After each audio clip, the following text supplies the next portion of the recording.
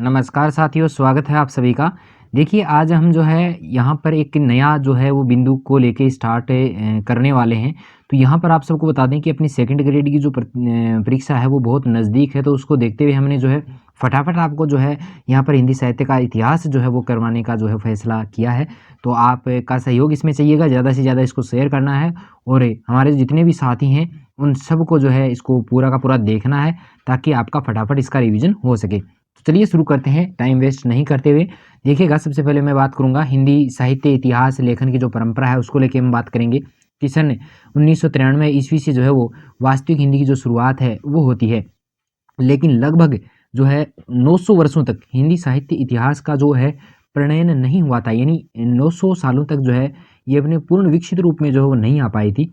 French विद्वान नाम है गारसा द तासी। प्रश्न ये भी आ सकता है कि गारसा द तासी जो थे वो कहाँ के विद्वान थे? तो वो थे फ्रेंच विद्वान। कौन से थे भाई? फ्रेंच विद्वान थे। भारत आए थे सन 1835 ईस्वी में। याद रखना है 1835 ईस्वी में गारसा द तासी जो थे वो भारत आए थे एवं विभिन्न पुस्तकालयों में हिंदी साहित्य इतिहास जो है वो खोजना चाहा, लेकिन निराशा से ही उन्हें जो है वो रूबरू होना पड़ा था और अंततः इसी निष्कर्ष पर वे पहुंचे थे कि भारत में रहकर मैं यहाँ के समृद्ध इतिहास साहित्य का जो इतिहास है वो लिख सकूंगा। चलिए आगे बढ़ते हैं। आगे देखिएगा कि सन 1839 में, देखो 35 में भारत आए थे, 39 में हिंदी साहित्य का जो प्रथम इतिहास जिसका नाम था गारसा द तासी ने गारसा द तासी ने जो है प्रथम इतिहास लिखने का जो काम किया था। और यहाँ पर मैं बता दूं कि उस इतिहास ग्रंथ का जो नाम था वो क्या था कि द इस्तवार ला लिटरेचर हिंदुई ए हिंदुस्तानी। याद होगा नाम आप सबको, फिर भी नहीं है तो आप इसको थोड़ा रिपीट कर लीजिएगा। 1839 ईस्वी की ये बात है और यहाँ से लिखा गया था। और कौन सी भाषा में लिखा गया था ये बड़ा इंपॉर्टेंट रहता है, वो था फ्रेंच भाषा में। ठीक है, चलिए ये इतिहास ग्रंथ मानक इतिहास की संज्ञा प्राप्त नहीं कर सका था। उसका कारण क्या था? जिसके पीछे अनेक कारण थे, उनमें से प्रमुख थे। देखिएगा, एक था अकारादि क्रम। अकारादि क्रम यानी वर्णानुक्रम जो पद्धति होती है, जिसमें जैसे ए वाले जो लेखक हैं वो पहले आएंगे, फिर आ वाले आएंगे, इस प्रकार ये वर्णानुक्रम पद्धति पर आधारित था। अर्थात मैं बात करूँ तो अल्फ़ाबेटिकल रूप में जो है वो कवियों का स्थान दिया गया था, जो कि सही नहीं होता इतिहास की दृष्टि से, इसलिए ये मानक रूप धारण नहीं कर सका। और सन 1847 की मैं बात करूँ तो इसका दूसरा भाग जो है वो प्रकाशित हुआ था। और अतः ताशी का इतिहास जो है वो कितने भागों में है भाई? 2 भागों में है। ये जरूर याद रखिएगा कि गासा ताशी का जो इतिहास है वो कितने भागों में है? तो 2 भागों में है भाई। चलिए यहाँ पे नोट करके एक इंपॉर्टेंट बात है कि सन 1871 में ताशी के इतिहास का दूसरा संस्करण जो है वो निकला था, जो कि काफ़ी परिष्कृत था, काफ़ी शुद्ध था। चलिए आगे बात करूँ, सन 1883 ईस्वी की मैं बात करूँ तो मध्य प्रदेश के राजा थे, नाम था शिव सिंह सेंगर, ने एक ग्रंथ लिखा था जिसका नाम था शिव सिंह सरोज नाम से। और हिंदी साहित्य का इतिहास लिखने का काम इन्होंने किया था और इस इतिहास को भी जो है वो मानक इतिहास की संज्ञा प्राप्त नहीं हो सकी। याद रखना है मध्य प्रदेश के राजा थे शिव सिंह सेंगर। 1883 ईस्वी में इन्होंने लिखा था, नाम था शिव सिंह सरोज। चलिए ये भी इतिहास ग्रंथ जो है वो मानक इतिहास ग्रंथ की श्रेणी में नहीं आ सका, परंतु ये संकलन जो है वो हिंदी के लिए काफ़ी वरदान साबित हुआ। इसमें शिव सिंह सेंगर ने जो है विभिन्न कवियों के जो जीवन परिचय हैं और साहित्यिक परिचय जो यहाँ पर प्रस्तुत किया, ये बहुत बड़ा काम था। चलिए नेक्स्ट पेज की तरफ हम चलते हैं कि डॉक्टर जॉर्ज ग्रियर्सन की मैं बात करूं तो उत्तर भारत में अंग्रेज सरकार की तरफ से दिए गए प्रोजेक्ट, नाम था the linguistic survey of India, पुस्तक की रचना करके इनका हिंदी अनुवाद जो है वो भाषा सर्वेक्षण के नाम से जो है किया था। और पुस्तक का नाम था the linguistic survey of India. Project भी था और पुस्तक भी थी। ठीक है, चलिए सन 1888 ईस्वी की मैं बात करूँ तो डॉक्टर ग्रियर्सन ने हिंदी साहित्य का इतिहास, नाम था हिंदी साहित्य के इतिहास का the modern vernacular literature of northern India. Northern का मतलब नॉर्थ वाला इंडिया का प्रणयन किया, यानी ये पुस्तक इन्होंने लिखी 1888 ईस्वी को, इसका प्रकाशन हुआ। नाम था the modern vernacular literature of northern India और ग्रियर्सन की ये पुस्तक है। चलिए नेक्स्ट की मैं बात करूं तो यह इतिहास से मानक के भी की संज्ञा जो है प्राप्त नहीं कर सका। कारण क्या था कि पहली बार इस ग्रंथ में जो है हिंदी साहित्य का काल विभाजन का जो काम हुआ था बहुत महत्वपूर्ण हुआ था। याद रखना है प्रथम बार काल विभाजन का जो काम हुआ था वो हुआ था इसी जॉर्ज ग्रियर्सन के ग्रंथ में। ठीक है, चलिए आगे यहाँ पे नोट लगा के कोई बात कही गई है, देखिएगा कि क्या काल विभाजन करने के पश्चात बड़े ही साफ शब्दों में डॉक्टर ग्रियर्सन ने देखो भक्ति काल को हिंदी साहित्य का जो स्वर्णिम काल कहा है।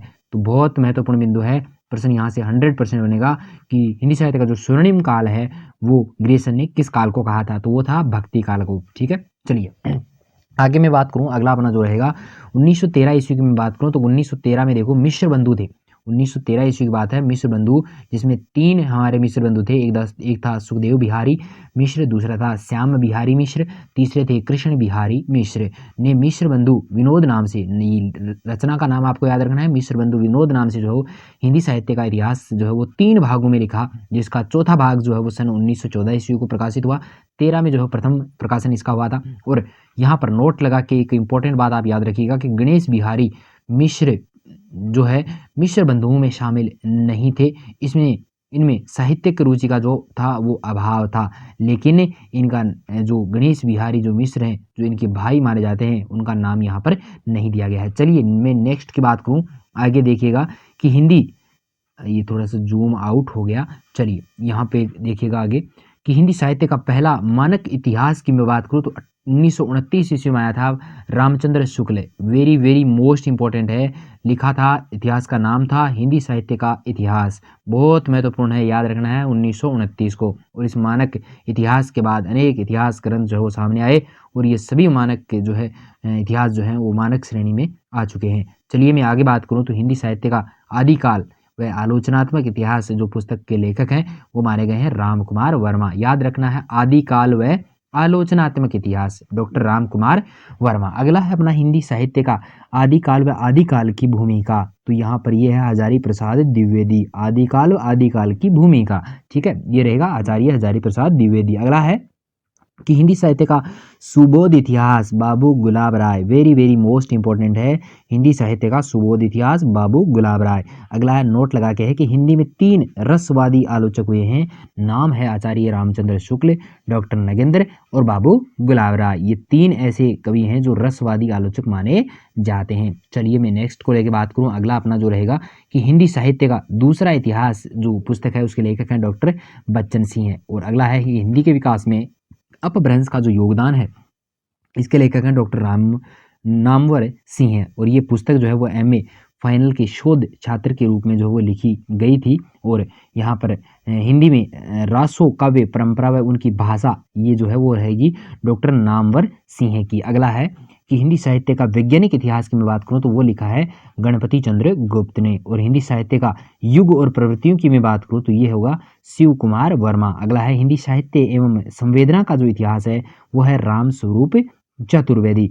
चलिए नेक्स्ट को लेके मैं बात करूं तो यहाँ पर देखिएगा कि हिंदी साहित्य का जो इतिहास है संपादित ये रचना है डॉक्टर नगेंद्र की है।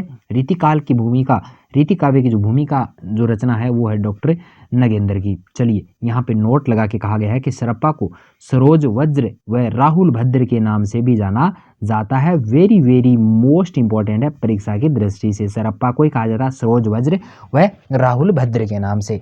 चलिए नेक्स्ट चलते हैं, अगला अपना जो रहेगा यहाँ पे देखिएगा आदिकाल से हम जो है वो आज शुरुआत करते हैं। देखिएगा आदिकाल क्या है, संवत की मैं बात करूँ तो आदिकाल संवत 1050 से लेके 1375 तक है, ये याद रहता है तो बहुत अच्छी बात है। लेकिन सन याद रहती है तो 993 से लेके 1318 तक ये मानी गई है। यानी आपको ईस्वी सन अगर आती है तो उसकी विक्रमी संवत अगर निकालनी है तो उसमें 57 आप ऐड कर दीजिएगा, और अगर संवत दिया गया है उसमें ईस्वी सन निकालनी है तो 57 उसमें से माइनस कर दीजिएगा। आगे मैं बात करूं तो आचार्य शुक्ल ने मानव चित्तवृत्तियों को आधार बनाकर एवं अधिसंख्य के आधार पर जो है वो वीर गाथा काल जो है वो नाम दिया था, परंतु विभिन्न शोधकर्ताओं व साहित्यिक आलोचकों ने इस संज्ञा को जो है वो अनुपयुक्त माना और नामकरण की ये जो समस्या थी वो बड़ी विवादास्पद हो जाती है। तो यहाँ पर ये चीज़ याद रखनी है कि आदिकाल, रामचंद्र शुक्ल ने आदिकाल को वीर गाथा काल नाम दिया था। इसका प्रारंभ 1050 से लेके 1375 विक्रमी संवत से होता है। ये तिथि आपको जो है वो याद करनी है। अब देखिएगा आदिकाल के नामकरण जो है वो यहाँ पर दिए गए हैं कि आदिकाल का नामकरण किस किस ने क्या क्या दिया है। देखिएगा वीर गाथा काल जो है वो रामचंद्र शुक्ल ने दिया है। चारण काल को लेकर मैं बात करूँ तो ये दिया है डॉक्टर गिरियसन ने। आदिकाल दिया है हजारी प्रसाद द्विवेदी व डॉक्टर रसाल ने दिया है। संधि व चारण काल दिया है राम कुमार वर्मा ने। सिद्ध सामंत काल दिया है राहुल शंकरतैन ने। वीर काल की मैं बात करूँ तो विश्वनाथ प्रसाद मिश्र ने दिया है। और अंधकार काल जो है वो डॉक्टर पृथ्वीनाथ कुलश्रेष्ठ ने दिया है। ठीक है, चलिए समझ में आया होगा। आगे बढ़ते हैं। देखिएगा साथियों, मैं फिर से आपको बता दूं कि हमारे यहाँ पर रिवीजन यहाँ पर करवाया जा रहा है। इस रिवीजन से जुड़ने के लिए आपको हमारे यूट्यूब चैनल को सब्सक्राइब जरूर करना है, क्योंकि इस प्रकार की और भी क्लासेज आपके सामने होती रहेंगी। देखिएगा सबसे पहले कि इस काल को मिश्र बंधुओं ने जो है वो प्रारंभिक काल के नाम से भी दिया था, लेकिन इस नाम में कोई विशेषता झलकती है जिसमें साहित्य की संवेदना अंतरयुक्त है। और ये अतः जो महाराज भोज थे से लेकर मैं बात करूँ तो हमीर देव तक के जो काल खंड को जो है वो आदिकाल नाम देना ही सर्वाधिक उपयुक्त रहा है। आगे देखिएगा कि आदिकालीन साहित्य का जो वर्गीकरण है वो किस प्रकार है। सबसे पहले आदिकाल के वर्गीकरण में हम पढ़ेंगे सिद्ध साहित्य को, उसके बाद में नाथ साहित्य पढ़ेंगे, जैन साहित्य पढ़ेंगे, रासो साहित्य पढ़ेंगे, लौकिक साहित्य पढ़ेंगे और इसके बाद में गद्य साहित्य। तो सबसे पहले मैं बात करूंगा सिद्ध साहित्य को लेके। देखिएगा सिद्ध साहित्य की मैं बात करूं तो यह है हठ योग साधना पर केंद्रित या जिसमें सरप्पा को हिंदी का प्रथम कवि जो है वो स्वीकार किया गया। मोस्ट इंपॉर्टेंट बिंदु है कि हिंदी का प्रथम कवि जो है वो किसे स्वीकार किया गया है, वो किया गया है सरप्पा को, जिसकी प्रमुख रचना मानी जाती है वो है दोहा कोश। कौन सी है? दोहा कोश है। सरप्पा के अलावा प्रमुख सिद्ध कवि जो हुए हैं वो है लुइप्पा है, सबरप्पा है, डोमिप्पा है, मतचंद्र नाथ है। ये प्रमुख जो है वो सरप्पा के अलावा जो है इसी सिद्ध साहित्य के जो कवि है वो माने गए हैं। यहाँ पर लुइपा उड़ीसा के राजगुरु थे एवं सबरप्पा की महान रचना नाम है चरियापद। नाम क्या है? चरियापद है, याद रखिएगा। मत्स्येंद्र नाथ की जो रचना है उसका नाम है वामधर्म, ये भी आपको याद करना है, ठीक है। चलिए यहाँ पे अब आगे मैं बात करूंगा नाथ साहित्य को लेके। तो 9वीं सदी में इस पंथ की स्थापना गुरु गोरखनाथ ने की थी और सिद्ध साहित्य के वा वाम मार्गी वाम मार्गी की प्रतिक्रिया स्वरूप पैदा हुए इन्होंने नारी को महान कार्यों हेतु अष्ट सिद्धि व 9 निधियां प्राप्त हुई हैं। और इसके अलावा देखिएगा कि जो अष्ट सिद्धियां और 9 निधियां जो है वो इन्हें प्राप्त हुई हैं। यहाँ पे थोड़ा सा मैं इसको जूम आउट कर लेता हूँ। देखिएगा आगे कि जो है प्राप्त की तथा अपने गुरु नाम था मत्स्येंद्र नाथ को काबुल से मुक्त करवाया। तभी तो कहा गया है, क्या कहा गया है भाई? देखिएगा क्या कहा गया है कि गुरु गुड़ रह गए और चेला शक्कर हो गया। ये किसने कहा है? मत्स्येंद्र नाथ ने कहा है। तो गोरखनाथ की प्रमुख रचनाओं को लेके अपने को क्वेश्चन यहाँ पर बन सकता है, वो है ज्ञान चौतीसा, प्राण साधना, शून्य समाधि, शिष्या दर्शन और 15 तिथियां और नरवे बोध है, शायद नरवे बोध है, ठीक है। चलिए आगे देखिएगा, यहाँ पर मैं बात करूंगा गोरखवाणी नाम से एक किताब जो है वो प्रचलन में है, जिसका संपादन किया है हिंदी के पहले शोध विद्यार्थी जो है वो रहेगा पीताम्बर दत्त बड़थवाल। याद रखना है, गोरख नाम वाणी नाम से एक किताब प्रचलन में है जिसका संपादन किसने किया है? पीताम्बर दत्त बड़थवाल ने। अन्य प्रमुख नाथ कौन कौन से हुए हैं? भर्तरी हुआ है, गोपीचंद हुआ है, जलंधरी पावा हुआ है और चूर्णकर्णनाथ भी हुआ है, ठीक है। देखिए आगे देखिएगा, जैन साहित्य को लेकर हम बात करते हैं कि यह साहित्य मूलतया में बात करूँ तो रामचरित्र पर ही केंद्रित रहा है और इसमें राम के मर्यादित रूप और अपने साहित्य के केंद्र में रखा है। जैन साहित्य की प्रमुख रचनाओं को लेकर भी हम बात करें तो पहली रहती है वो श्रावकाचार है। इसके लेखक कौन है? आचार्य देवसेन है और इसका रचना काल जो 993 ईस्वी माना जाता है। इसमें कुल 250 दोहे हैं और राम का पवित्र चरित्र का जो वर्णन है इन दोहों में किया गया है। नोट लगा के एक बात लिख लीजिएगा कि श्रावकाचार को हिंदी साहित्य की प्रथम साहित्यिक रचना जो माना गया है। हिंदी साहित्य की प्रथम साहित्यिक रचना कौन सी है? श्रावकाचार है, जिसके लेखक हैं आचार्य देवसेन। चलिए अगली जो रचना रहेगी पौमचरिक, लेखक हैं स्वयंभू। भरतेश्वर बाहुबली रास शालिभद्र सूरी की रचना है। चंदनबाला रास रहेगी आशुगु कवि की और रेवंतगिरी रास जो है वो रहेगी विजय सेन सूरी की। मोस्ट इंपॉर्टेंट है भाई, याद रखना है, मोस्ट इंपॉर्टेंट है, यहाँ से प्रश्न जरूर आएगा। देखिएगा अगला है कि रेवंतगिरी रास जैन साहित्य की एकमात्र रचना है जो तीर्थाटन साहित्य है। बहुत महत्वपूर्ण है, तीर्थाटन साहित्य है भाई। चलिएगा आगे बढ़ते हैं। आगे देखेगा कि ख्यात नाम रसवादी आलोचक नाम है रामचंद्र शुक्ल ने जैन साहित्य को साहित्य का दर्जा नहीं दिया। क्यों? क्योंकि इसे साहित्य की श्रेणी में लाने का श्रेय ऐतिहासिक आलोचक हजारी प्रसाद द्विवेदी को जाता है, ठीक है। याद रखना है, मोस्ट इंपॉर्टेंट बिंदु भाई। चलिए अगला है रासो साहित्य। क्या रहेगा? रासो साहित्य दोस्तों। देखिएगा कि यहाँ रास का शाब्दिक अर्थ जो है वो रस से परिपूर्ण अर्थात लीला, क्रिया, युद्ध और झगड़ा रहेगा। रासो साहित्य की हम बात कर रहे हैं। रासो राजस्थानी रासो साहित्य का केंद्र बिंदु या विषय वस्तु युद्ध पर केंद्रित है, चरित्र और प्रशंसा रही है। और तत्कालीन समय में बात करूँ तो हिंदी का जो साहित्य मिलता है उसका 95% राजस्थान का ही रहा है और ये राजस्थान के लिए ही गौरव की बड़ी बात मानी गई है। चलिए मैं बात करूँ तो चंपा नगरी के राजा थे दधिवाहन की पुत्री, नाम था चंदनबाला और जिन, देखिएगा जिन यानी इंद्री होता है और जिन यानी प्रेत आत्मा होती है, ये याद रखना है आपको। चलिए आगे मैं बात करूँ, देखिएगा हजारी प्रसाद द्विवेदी, हजारी प्रसाद द्विवेदी ने पृथ्वीराज रासो को जो है वो सुख सुख की संवाद कहा है, कहकर संबोधित किया है। मोस्ट इंपॉर्टेंट बिंदु है, याद रखना है।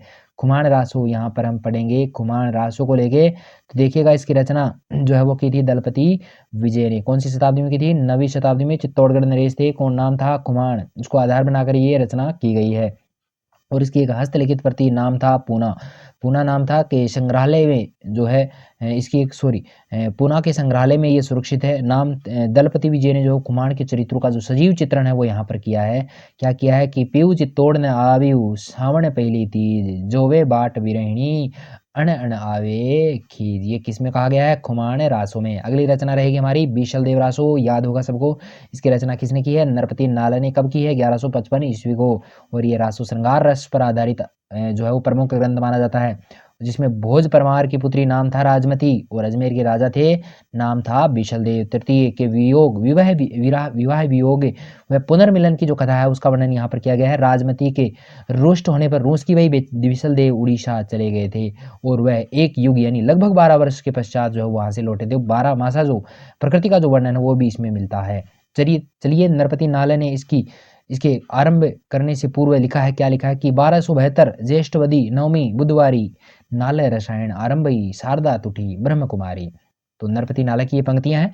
विशल देव रासो मूलतः है जो वह गेय काव्य माना जाता है, जिसका रचना काल माना जाता है संवत 1212 को। याद रखिएगा। अगली जो रचना रहेगी वो रहेगी हमीर रासो। देखिएगा यह ग्रंथ जो है वो अनुपलब्ध है, लेकिन प्राकृत पेंगलम के आधार पर इसकी कल्पना की जाती है। इसके रचनाकार माने जाते हैं सारंगधर। हमीर रासो के रचनाकार कौन है? सारंगधर है। प्राकृत पेंगलम का प्रथम छंद जो है उसका प्रमाणिक ग्रंथ ये माना जाता है अस्तु। इस प्रकार इस आधार पर हमीर रासो के रचनाकार जो सारंगधर ही ठहरते हैं। चलिए अगला अपना जो रचना रहेगी वो रहेगी परमाल रासो। देखिएगा क्या बताया गया है कि इसके रचनाकार कवि जगनीक हैं। प्रमाद रासो के लेखक कौन है? जगनीक हैं। और इस रचना को पढ़कर कायर से कायर भी जो है वो स्फूर्ति आ जाती है। आलोचक इसे जो है वो आलाखंड भी कहते हैं। प्रमाद रासो को आलाखंड के नाम से भी जाना गया है, जो कि लोक गायन की एक शैली है जिसमें सुर ऊंचा होता है। यथा जैसे 12 बरस ले कुकर जीवे अरु 13 बरस रो जिये सियार बरस 18 क्षत्रिय जीवे आगे जीवन रो धिक्कार। ये किसमें कहा गया है? प्रमाद रासो जो ग्रंथ है जगनीक का, उसमें ये बातें कही गई हैं। मोस्ट इंपॉर्टेंट है, याद रखना है भाई।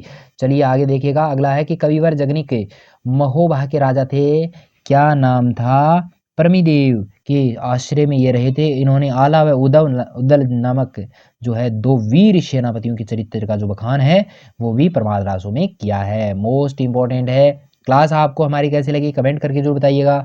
और वीडियो हमारा पसंद आता है तो लाइक जरूर करना है, अपने दोस्तों के साथ में शेयर भी करना है और अपने चैनल को सब्सक्राइब जरूर करना है। तो मिलते हैं अगली क्लास के साथ में, तब तक के लिए धन्यवाद।